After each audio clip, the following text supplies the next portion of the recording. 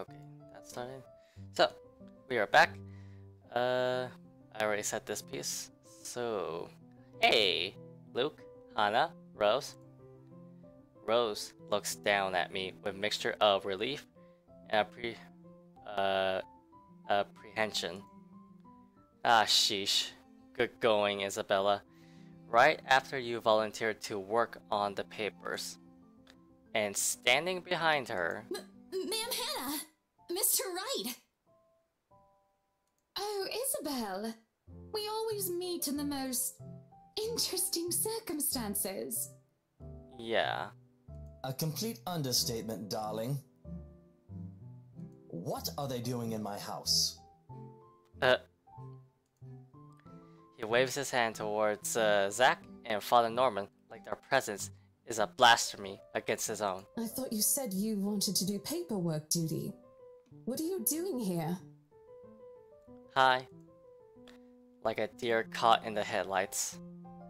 Unfair, Rose. That's putting me on the spot.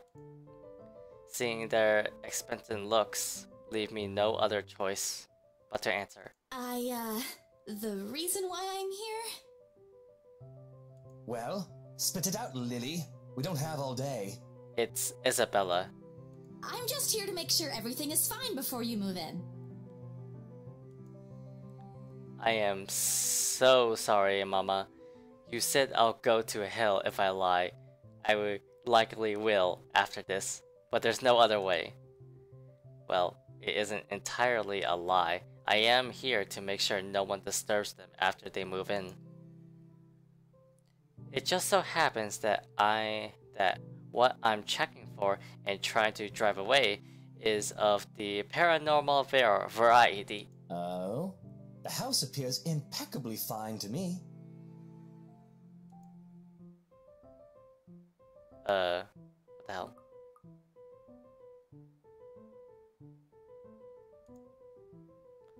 The grin on his face, though, when he returns his attention back to me, is similar to what my Kua Jordan have often given me when he's up to something.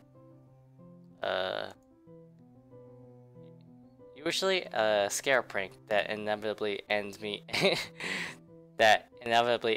in me crying. I never did forget the way my brother sneers at me. A part of me thinks that perhaps if I hadn't been the object of his mischief in childhood, I would have grown a little braver. Come on, little Lily. Lying doesn't do that cute little face any justice. I'm a very patient man. Now, why are you really here? Right now, in the face of an almost identical expression, perhaps even crueler than what I'm used to, the lie I told falls apart. The truth is, I was just thinking we could have the house blessed before move-in day. And why would we ever need to have this house blessed? For luck and protection? I shrink under his excruciating gaze for a second. Wait. You mean for a second? I think that he'll start shouting at me. Instead, he laughs. Not the mocking, jeering kind, but one wondering if he's hearing things right. I'll say he's amused, but I honestly can't understand what's so funny with what I just said.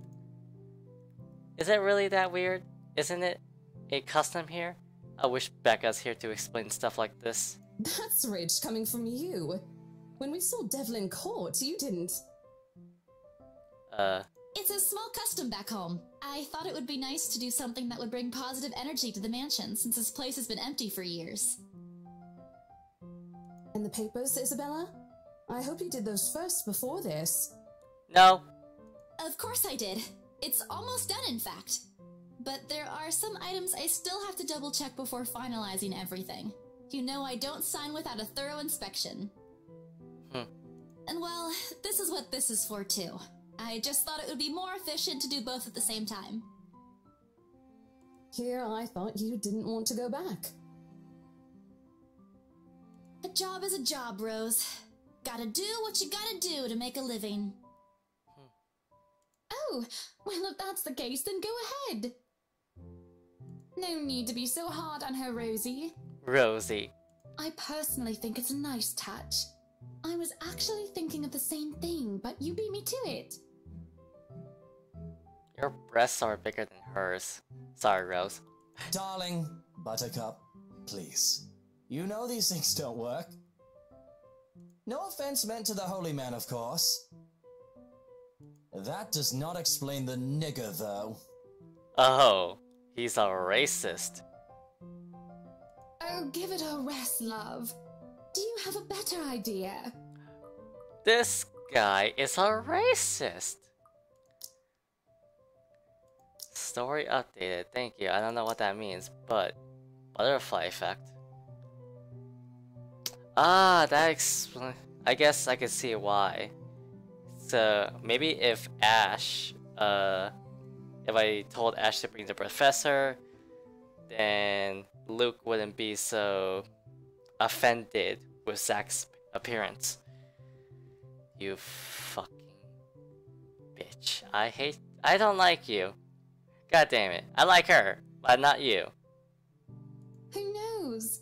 Positive energy might even give us what we've been waiting for. Or some peace. Let them do their job. What have we been waiting for? I don't think I was ever informed of. Nothing you should worry about right now. Anyway, we've still got a few things we need to discuss with Rosie here. Over lunch? I hope you don't mind, Isabel. We'd love to take you with us, but... Oh, no. Go ahead, ma'am. This'll take time. That's why there's two of us working on this. Rose looks like she's about to murder someone. Probably me. At least she won't be left to deal with a haunted property. She got the better end, if anyone's going to ask me. Oh, wonderful. I hope the next time the three of us meet, it'll be over a closed deal. Yeah. Of course, ma'am. Please look forward to it. Rose hurriedly hands me the keys to the house before leaving, mouthing reminders to secure the place and harmless threats for throwing her under the bus. Oh. I return it with a reassuring smile of my own, even if she's the one who often forgets. Sheesh. And like that, gone. Just as quick as they appeared, leaving me wondering if this is simply what's typical for the rich and famous, fleeting from one scene to the next without a care. If so, I'd rather stay with my run-down apartment or our little shack back home. There is still joy in not missing the smallest things after all. May this house be blessed. With a house this big, it's not surprising when the ceremony takes few hours to finish. The sun's already high in the sky by the time we've gone through the last room. I can never say I'm a devout follower of my own faith, even with Mama and Papa's teachings. But hearing every passage, every word Father Norman uttered as we went around the house had set a lull in me, soothing, comforting. All of a sudden, the mansion doesn't seem so scary anymore. Maybe there is an end to this? Or perhaps this is the end.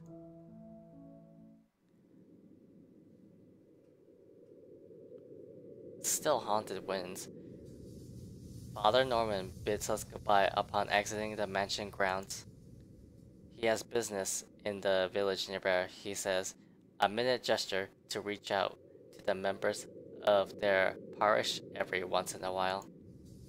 It reminds me of a distant memory of helping hands and a few kind smiles, what pulled my family through when times are tough. But before he leaves... Isabella, a word before I go? Zachary hasn't been really forthcoming with your situation, and it is something I understand it wasn't his to share. But whatever burdens you, know that it's not a permanent fixture in your life from which you'll come out stronger. Besides, you have people to bear it with.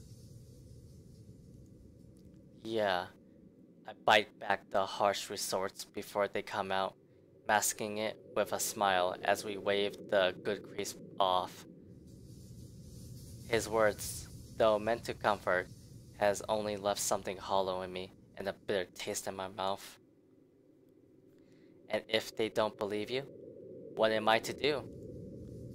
A tensive hand lands briefly on my shoulders, taking me out of my thoughts before they take a sullen turn.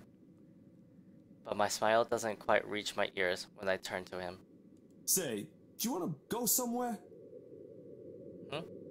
Right now? Where to? Anywhere in the city. I'll leave it up to you. Huh.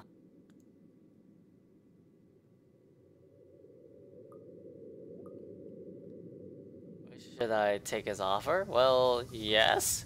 Who wouldn't want to hang out with Zach? It wouldn't hurt. I've got some stuff I need to buy. Groceries. Well, hell yeah, look at this. Wait. Didn't I have to talk to Marianne? Completely forgot.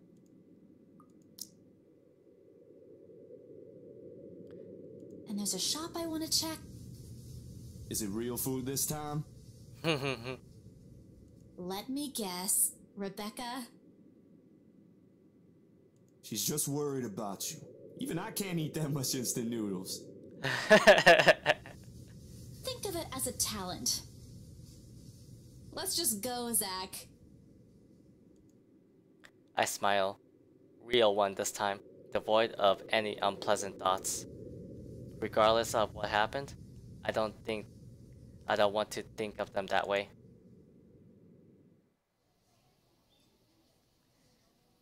Zach has me wait on a nearby bench upon arriving, prior to going off somewhere. He hasn't returned since, and it's been a good 20 minutes of being left alone entirely to my thoughts. In this weather, the city park gives off a lazier and more languid vibe than usual. Where children are usually seen running around and playing, there are now people leaning back on their picnic blankets, simply enjoying the afternoon sun. The smell of food drifts from nearby food carts, and if the wind blows in the right direction, one will catch the whiff of freshly trimmed grass. I'll gladly sleep on this bench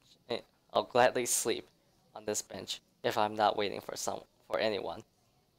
Soon enough, I see his hulking figure running towards me, carrying a medium-sized box on one hand and casually waving the other at me.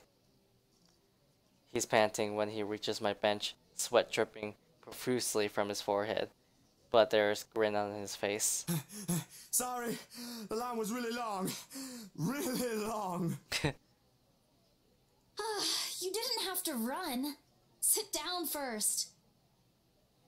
Nah, I'm good. Didn't want to make you wait for these. Now this guy's a gentleman. I would suck his dick. I already know what's in the blue box before he opens it. Holy shit, what the hell? Cinnamon rolls.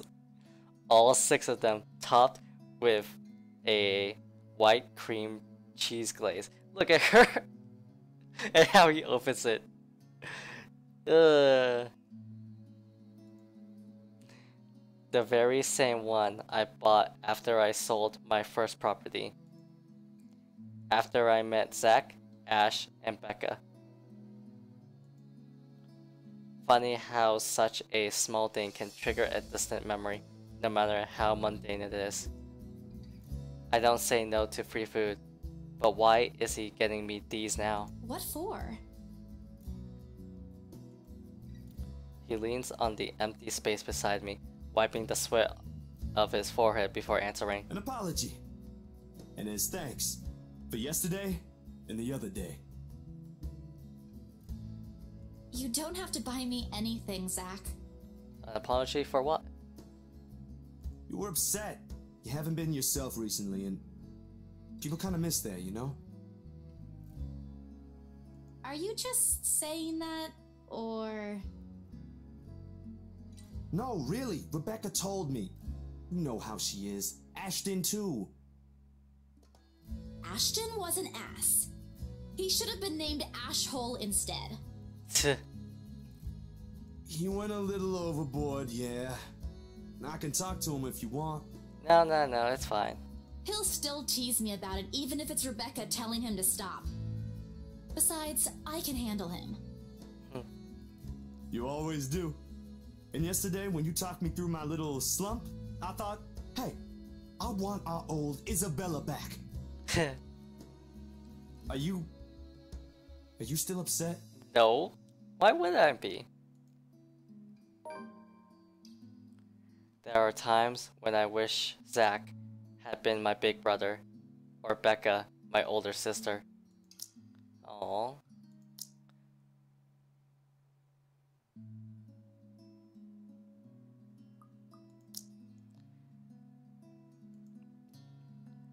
Maybe life would have been a little easier then. Maybe Papa wouldn't be as sick as he is. Maybe. Maybe I wouldn't be alone here. But then again, if he is, if there are what I wish them to be, I wouldn't be here. I wouldn't have met Ash too. Life back home is tough, but for all that, I won't change it for one selfish wish. In this city of 68,000 people, I have people I can depend on. 3 of them, in fact. When you think about it, when you compare the numbers to the odds of finding someone like them amidst the sea of nameless people, I'm lucky. Thanks a lot for today, Zach.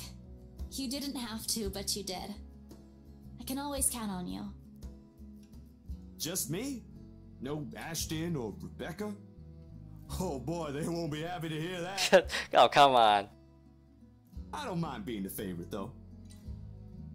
Nope, no favorites. But you cook better than both of them, so that's a plus. He could cook too? It's always been food with you, ain't it? Don't put it like that! You're making me sound like a glutton. Glutton.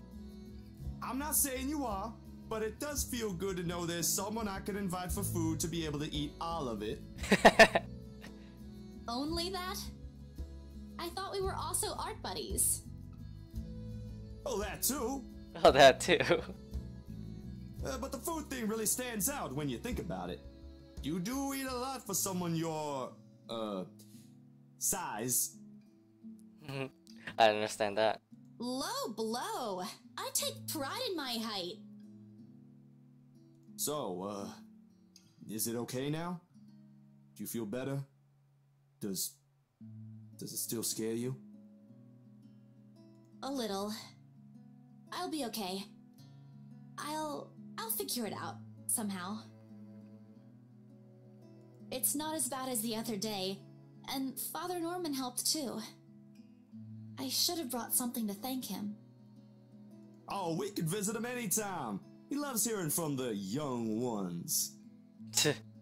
He isn't that old, is he? Don't know. He doesn't tell. I think I might have seen his face somewhere before. I just couldn't recall when or where. Ash says he looks like his boss, so the bartender at the local pub if he squints. Don't take his word for it, of course. He might have accidentally inhaled something from the forensic lab again when he said that. This time, the laughter that comes from both of us is genuine. Back to the usual. Things may have not been the easiest lately, but it certainly isn't the worst that has happened. We do end up sharing the cinnamon buns between us, despite Zach's insistence that it's only for me. But more than the food, there is repose and contentment. If you need anything, just ring, okay? Like when Ash annoys you too much. I'll help you with him, best friend or not. No way. I can take him on. Still an extra muscle wouldn't hurt, yeah? Just let me know, and I'll back you up. My sister knows this one thing to shut him up when he's being his usual self. Ask me what it is whenever you want, and I'll spill it. I don't think that's necessary, but thanks. I'll keep that in mind. He leaves me with a smile and a wave. Off to some new gig again. As for me, we still need to talk, Becca, Ash, and I. Put petty arguments aside like the adults we all are. This, however, is a start, no matter how small it may be. I just hope I can keep them safe. A light wind blows again, sending dried leaves swirling in the distant smell of earth into the air. For the first time, the silence feels less harsh. Maybe a walk is good? I need to stock up my pantry too. Come to think of it, isn't there an art store that has opened recently near the park?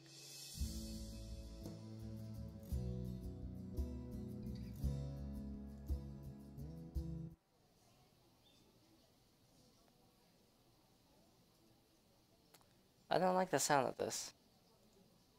The cat's name is Beruthiel? Or at least that's what his collar says. It's an odd name to give a cat in my opinion. But it speaks grace, much like the one that carries it. It shows in the way he swishes his tail, and his eyes follow my hand's every movement. I'm not sure what he finds fascinating in me, to be honest. I'm not the very picture of grace when he found me, after all. It was a bad idea, carrying 2 heavy bags of newly bought art materials and groceries without help or a sure ride home. In hindsight, perhaps I shouldn't have bought these all at the same time. I didn't even make it past the park to the nearest bus stop. And now I'm suffering underneath the glaring afternoon sun, hunched up on a park bench and drenched in sweat, in the company of a cat curiously watching my every movement. I hope it stays where it is. It's just a black cat, but back at home, they consider it ill omens. Don't look at me like that. I can act graceful as well if I want to. Not that I've ever acted graceful in my life, of course. Growing up with rowdy younger brothers, and a sister does that. Or maybe it's the opposite. Mama used to call me a little troublemaker before. Well, graceful or not, there's no use moping. A short breather, then I'm off home. Besides, it isn't like the company's bad, even if it's a cat, as long as it doesn't bite or crosses my path. Where's your owner, anyway? He has one, doesn't he? An owner. That's what the collar is for, isn't it? A bandage is wrapped on one of its paws, though. I wonder what happened to it. Did he run away? Well, if you don't have one, I won't be able to take you in. My apartment doesn't allow pets. I tried to bring one home before, a cat, not black, of course. And Rebecca threw a fit before the landlady could.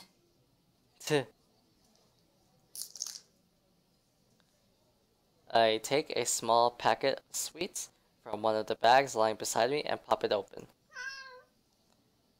As I'm about to put one into my mouth, he mouths. My hand stops. Do you want one? He doesn't meow again, as I'm expecting him to.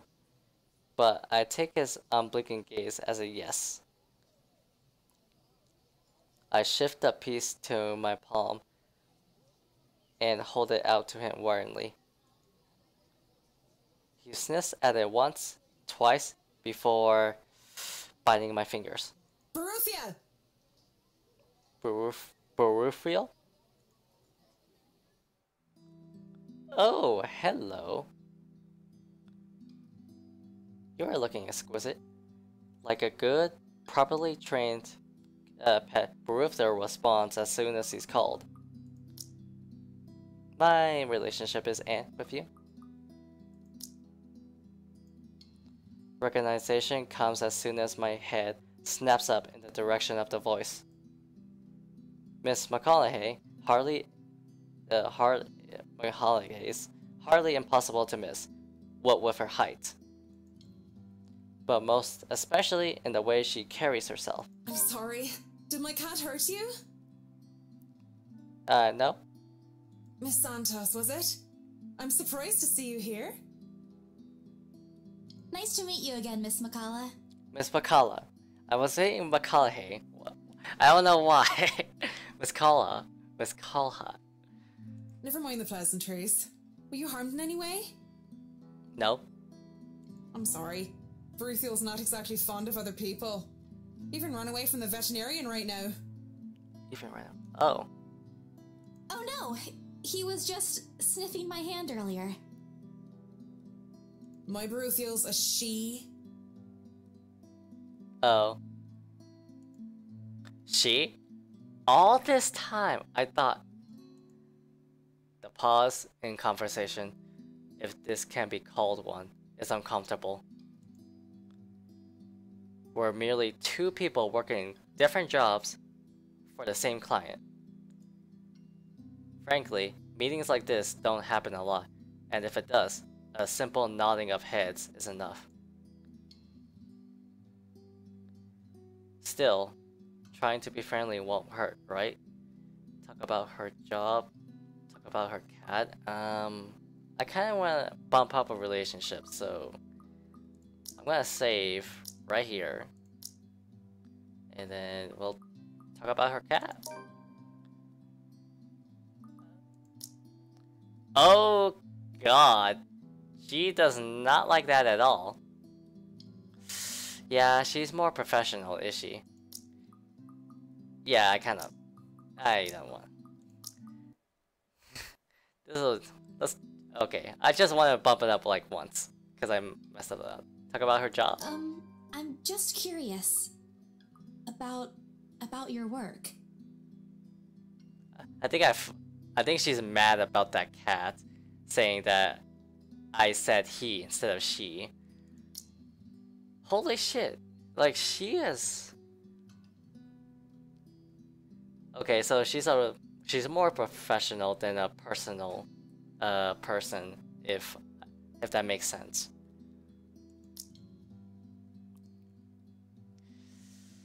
Alright, so don't go into her life. Be professional. Be simple, I guess. Try not to be friendly with her. What about it? I think she loves her job.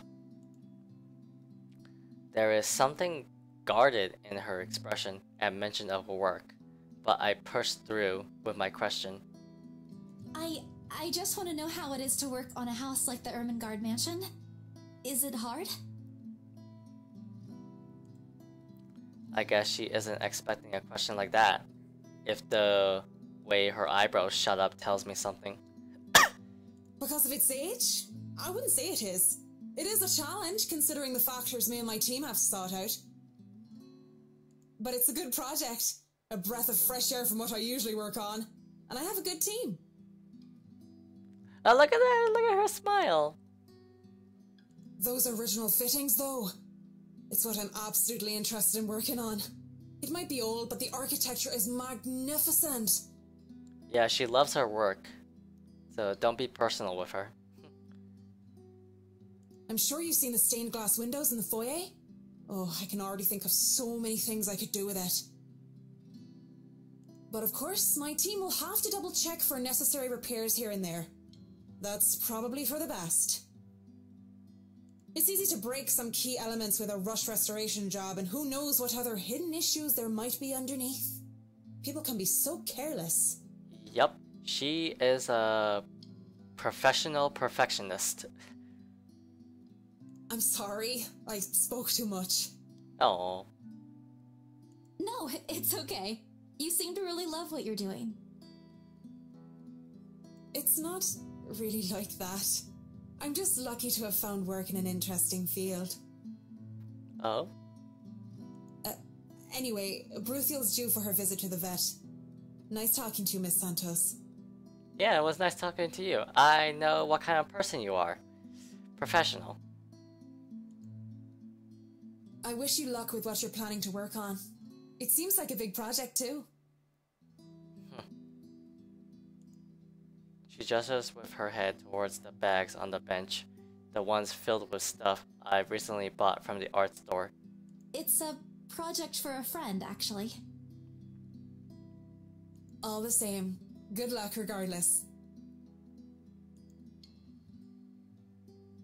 I watch her as she leaves, though she stops shortly before crossing the threshold separating this park and the street. She faces me again, looking like there's something she has forgotten to say. Oh, she looks really worried.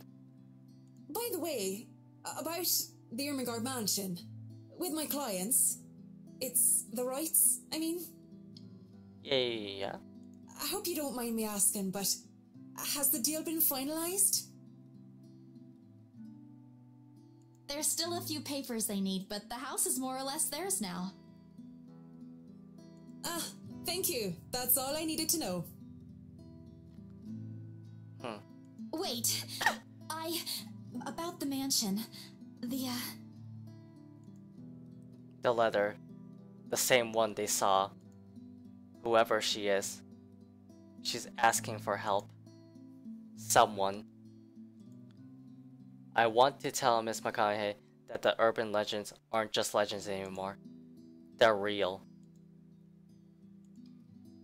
She isn't going to believe me. Don't mind me. I need to go too. Have a good day, Miss McCullough.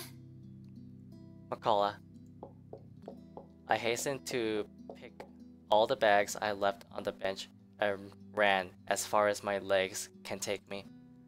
In that moment, what I'm carrying in my hands weighs far lighter than the overwhelming guilt trying to consume me. Home. I want to be home. Anywhere where I won't be reminded of the house, of her, of my own cowardness.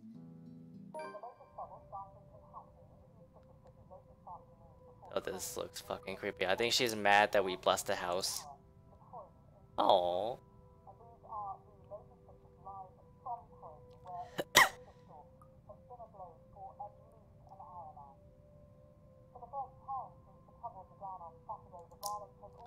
The food tastes less appetizing tonight.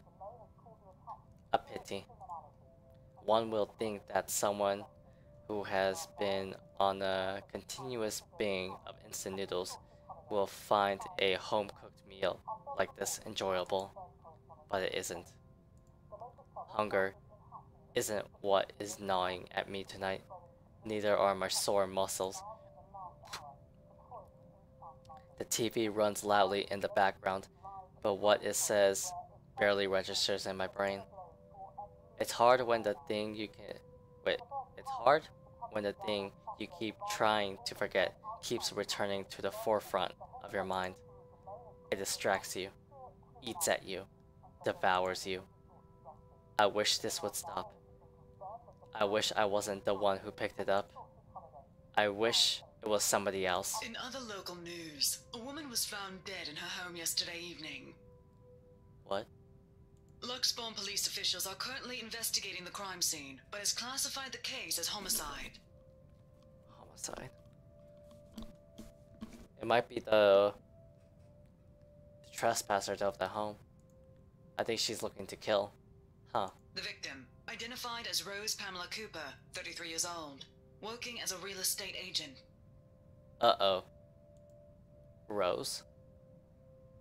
Discovered lying in a pool of blood in her two-bedroom flat with the words "Help me" repeatedly written on the walls. What?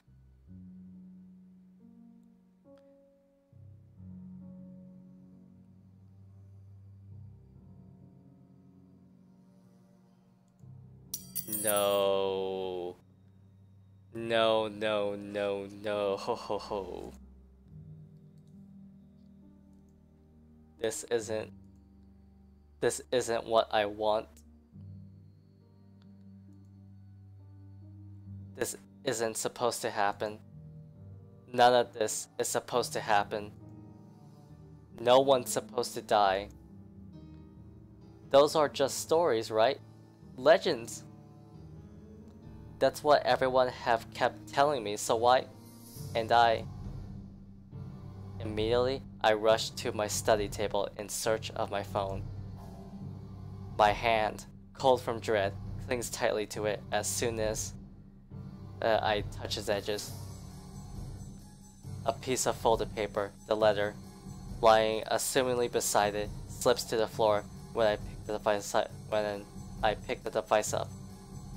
But I pay it no mind. There are more important things. Right now. Right now. I need to call her. I need to call her. I was with her yesterday. I was just with her yesterday and she was okay. No. No. No. It isn't Rose. I'm sure of it. I just talked to her yesterday and... A sob escapes me, and hot tears begins to blur my vision. One after another, they trickle down, weighted by the very same guilt I refuse to admit I've been carrying from the start. The same one I've been hiding from. The same one that has put the people I care about in danger. My hands shake as I navigate to Rose's number and my contacts list. She'll answer, right? That's what she always does. She'll pick it up, tell me to turn down the waterworks, and call me a wuss afterwards. She'll answer. Please answer, Rose. Again and again, I dial, whispering, praying, pleading. Come on, Rose! Don't do this to me! Please pick up! I know you're there, Rose. You're not dead. Please tell me you're not. This adds to the series of deaths and disappearances that has plagued Luxbourne in the recent years. The authorities are currently looking at a possible link with the notorious Anselm Butcher case. Anselm Butcher. The TV runs loudly in the background. A deafening static sounds from my phone speakers. But in my ears, I can only hear the screams, her pleas, her whispers. We are not safe.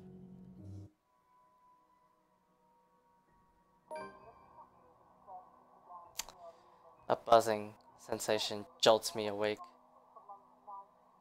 My body wants to sleep still, to forget what I heard, and what I saw last night.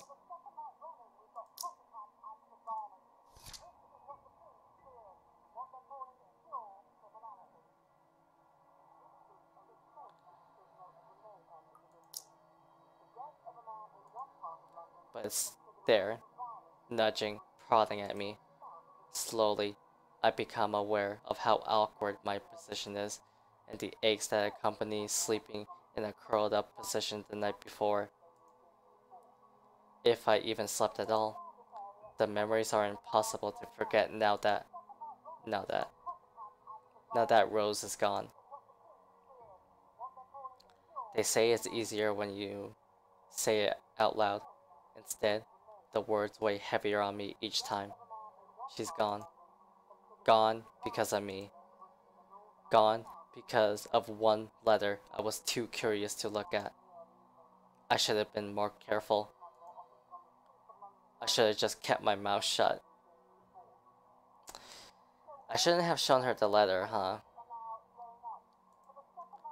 I should have destroyed it before anyone else has gotten involved. I should have. The notification light on my laptop blinks insistently, mockingly, when I look at it, as if it's calling me back to a sense of normality.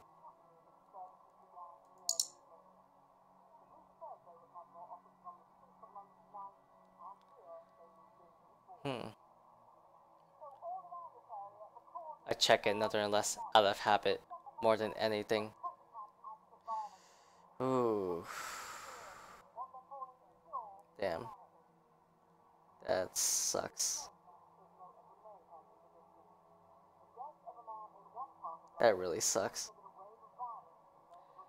So, to all BRC employees, in light of the recent events, there will be an all-staff emergency meeting from 1 p.m. to 2 p.m. Attendance is a must. Company changes, new heresy, and policies will all be discussed during the meeting. Everyone is expected to bring a copy of their own attendance logs and sales reports for the last 6 months to be submitted to your respective managers for review. We are expecting everyone's cooperation. Thank you. Joanne Alice Schussel, BRC HR Manager.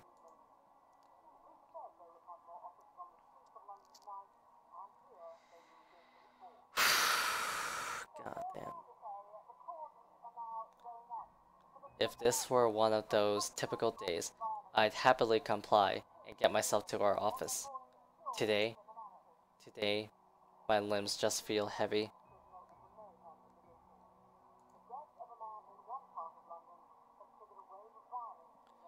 On one hand, going will keep me busy, take my mind elsewhere. On the other, the place in itself is a stark reminder of what my own fears have cost me. Maybe I'll just... Oh, jeez. What is she gonna do? Hell, what would I do? I don't even know what path I'm taking. I feel like I picked a very bad ending. I mean, Rose just died. Maybe because I should have been more professional and hide the letter instead of giving it to her. Would it that worked?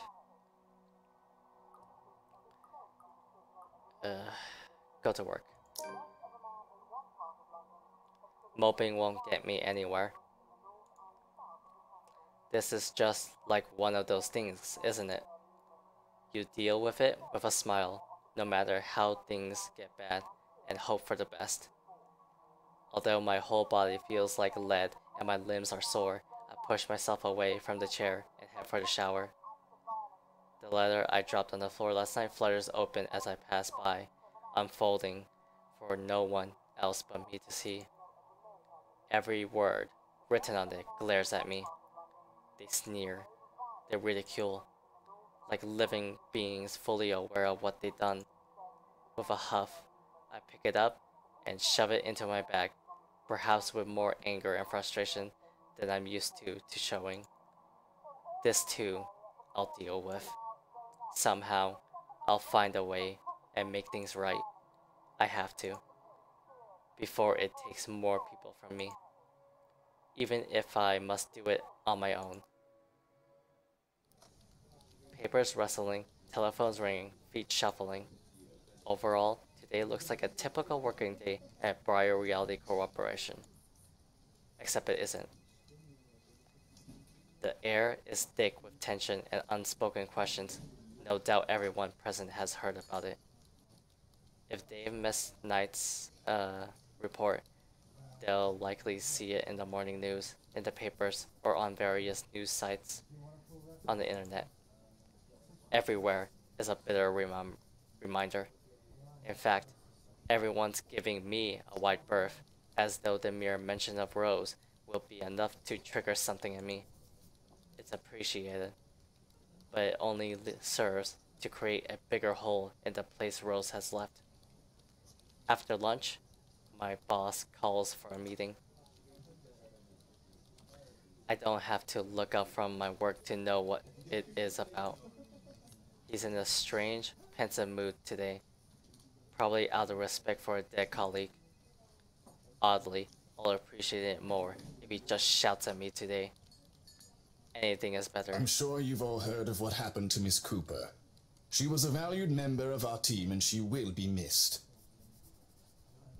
There's no date for a funeral yet, but those who wish to attend, kindly speak with your respective supervisors. By the way, has anyone heard about our still AWOL staff? None? HR, you know what to do. Santos, a word?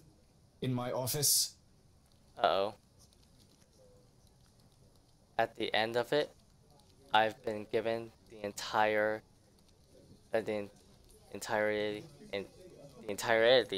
of Rose's workload, including finalizing the rights papers, and have been promised an ample compensation for my efforts.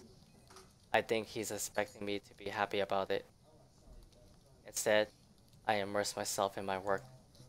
I have to anyway, if I want to forget. Employee of the month.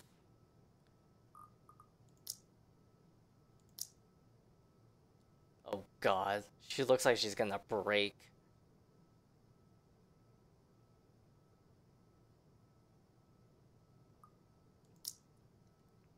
Time flies when you do, and by the time I give notice, it's already late.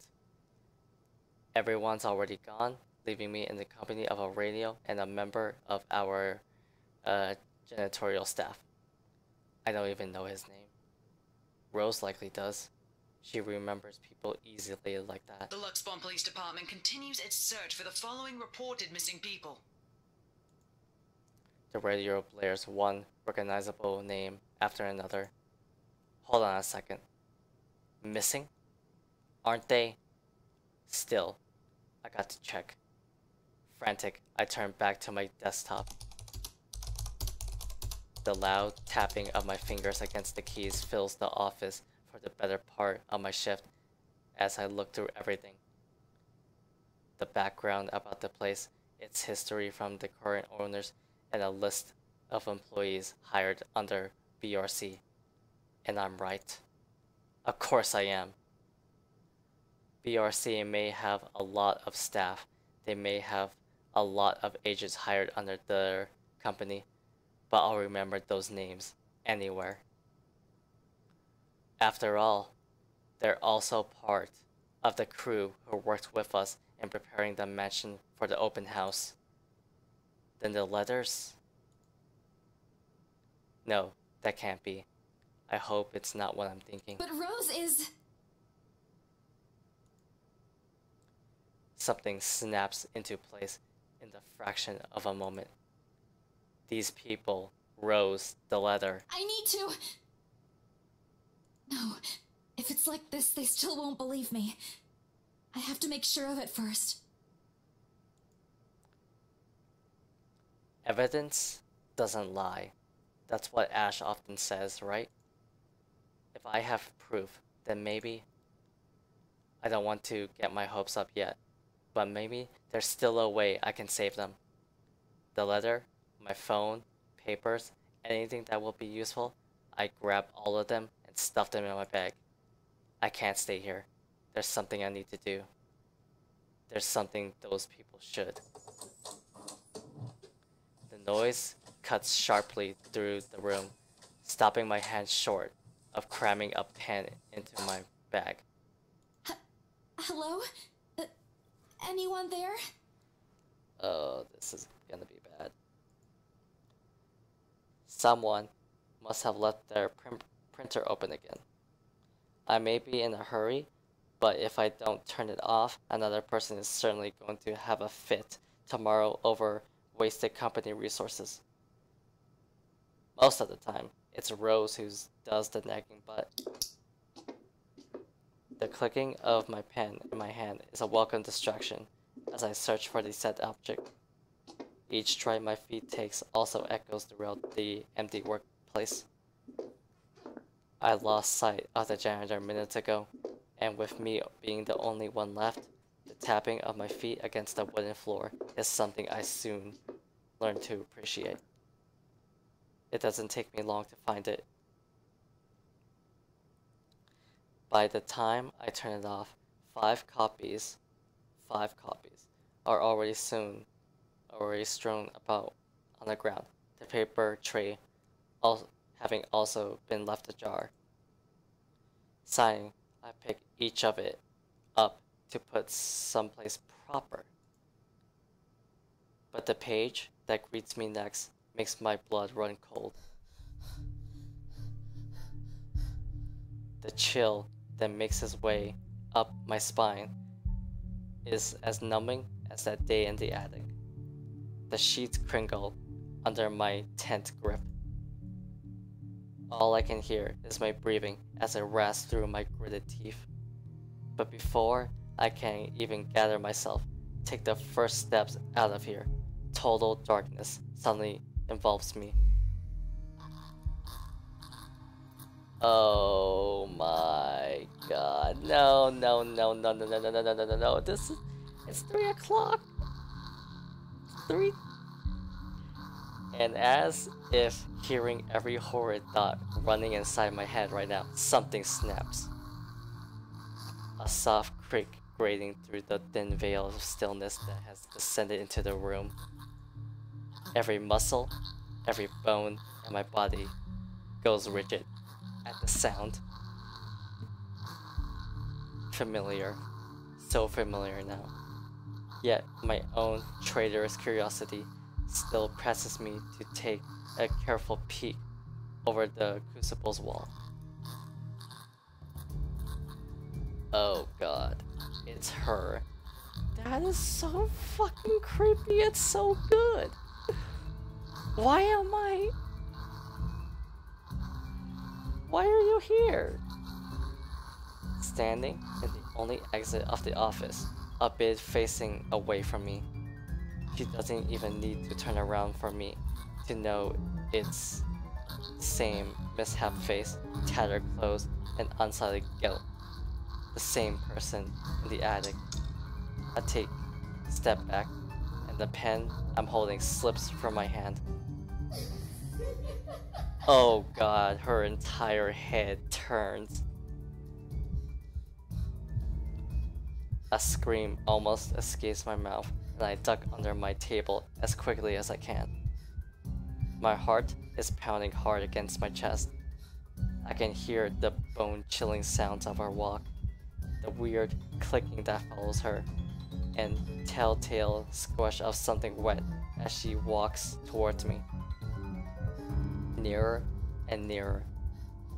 The sounds are slowly getting louder, and the only thing keeping the whimper from escaping me is my hand as it covers my mouth. Someone, please save me. Anyone. I close my eyes, muttering a continuous stream of prayers, all while attempting to steady my own breathing.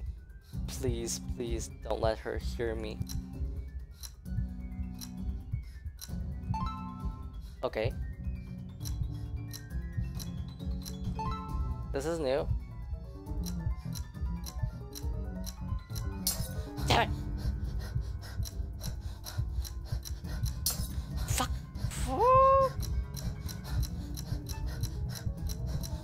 Damn it! Our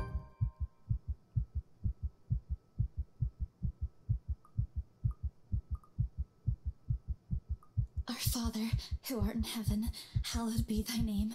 Thy kingdom come, thy will be done, on earth as it is in heaven. God damn it, I don't want it to be like this. Ah, I kind of want to just go back. I seriously just want to go back and do all that again. Shit, I should have saved. Yeah, let me, hold on, I want to do all of that again, so I might as well cut that out. So. What? But it's those are, I'm sure, but of course, I'm so. No, it's okay. You. Oh wait, I could just skip all that.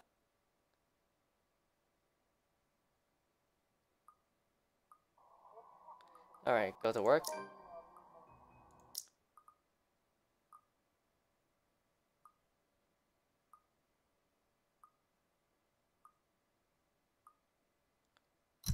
Alright, so press tab to skip it. Remain calm. Ugh, I hate these type of games. Alright, I'll do it. Got it. There we go. Okay, I want to succeed in quick time events. I want to. Especially like those. It bothers me when like those type of quick time events. Or actually every quick time event bothers me if I don't do it right.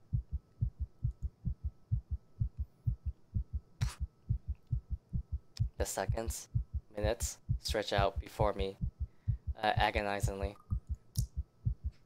Anyway, so I might as well save here. Sorry that, you know, I probably just should fail, but I kind of want to succeed in at least this. Is she gone? Slowly. Oh god. I open my eyes to take a peek.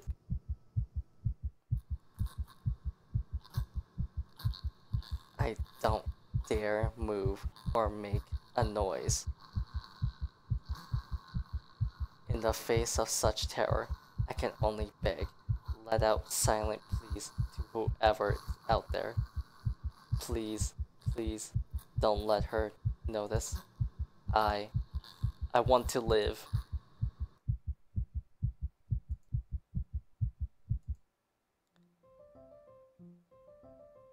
Hana?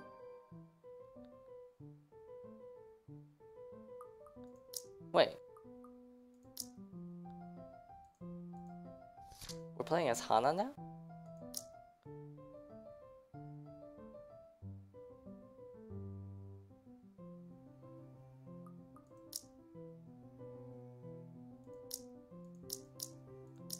Okay. So Hana, she is 31. She does not look 31 years old. British accent.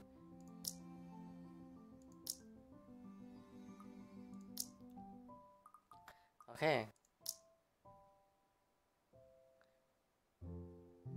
New. That's... Okay, so we're done with Isabel. And apparently we're not liking Luke. Ooh, we have relationship with other people. Ah, this is cool. We can play as other people. Alright, but that is it for now. So, I guess I'll save here for Hana's part. And alright. Yeah. Then when we come back, we will play as Hana. So that's it, and have a good day.